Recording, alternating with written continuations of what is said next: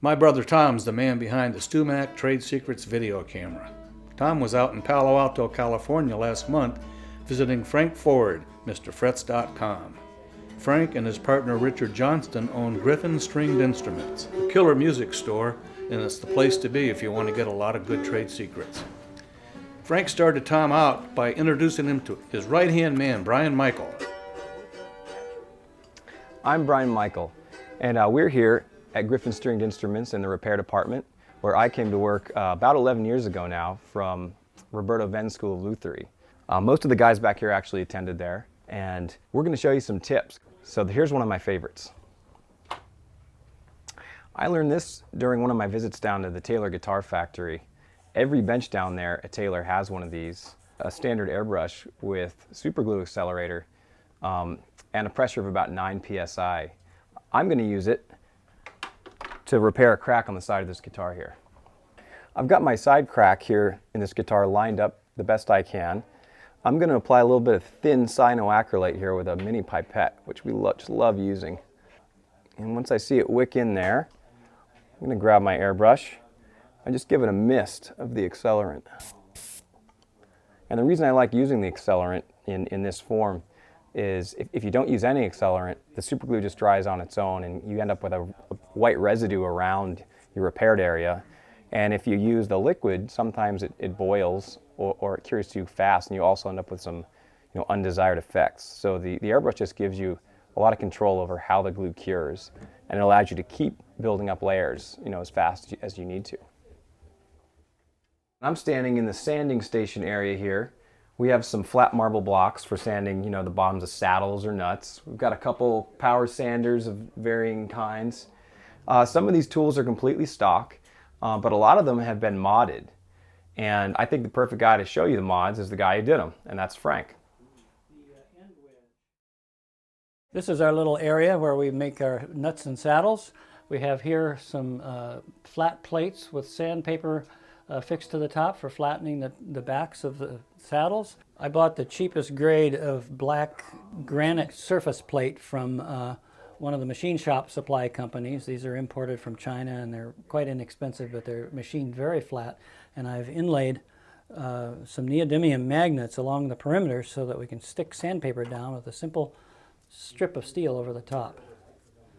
Then I can take my saddle blank and flatten it with pretty good precision just by scrubbing it back and forth. And we have about 100 grit for the coarsest one here.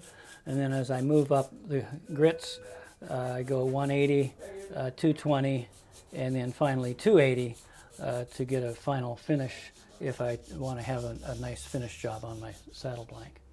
This is a classic little 1x42-inch belt sander that I bought new on a whim in 1971, and it's turned out to be the single most used power tool I've ever owned. Currently I have it set up with a 1.5 horsepower DC motor and a variable speed configuration, so I can start out at a really low speed and I can really crank it up if I want to.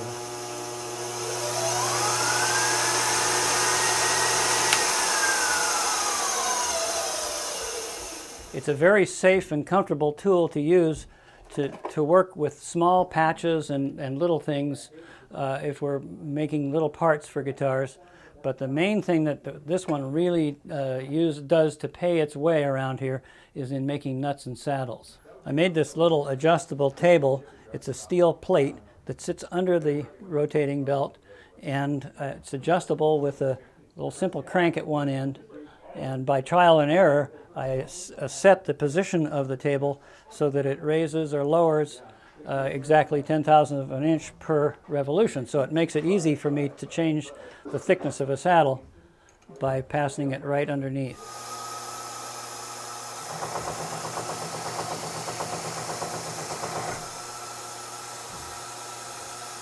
Any power tool is potentially dangerous, but this little guy is exceptionally so. That lower wheel is rotating so that it wants to just grab your finger and take it right underneath and snip your finger right off. So you saw me use these little push sticks to avoid getting caught underneath there. I didn't have my hands anywhere near where it could be taken under that lower wheel. And as a matter of fact, We make these things by the dozen every so often, because every so often one of these things gets caught and shot against the wall. This old timer is the classic 6x48 stationary belt sander, and I've slowed the speed down with a great big drive pulley here, and it runs at about 400 feet per minute instead of the usual 2,500, and you can even hear and see the difference when I turn it on compared to the normal sander.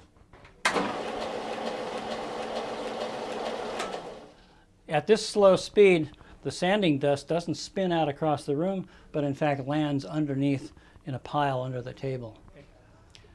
We use a fair bit of hide glue around here, particularly if we're working on old timers like this 19th century Martin here in front of me.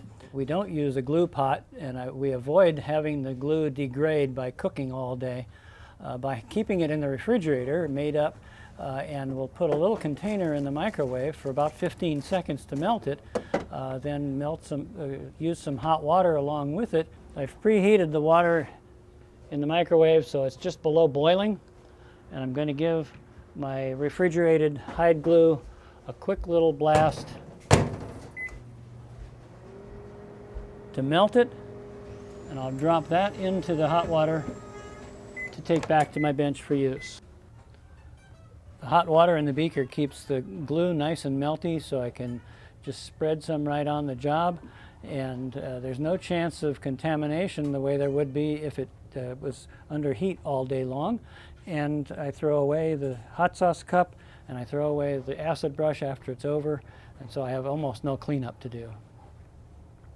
In the last decade, I've gotten really deep into metalworking and machining at home, and in what would ordinarily be spare time for most folks.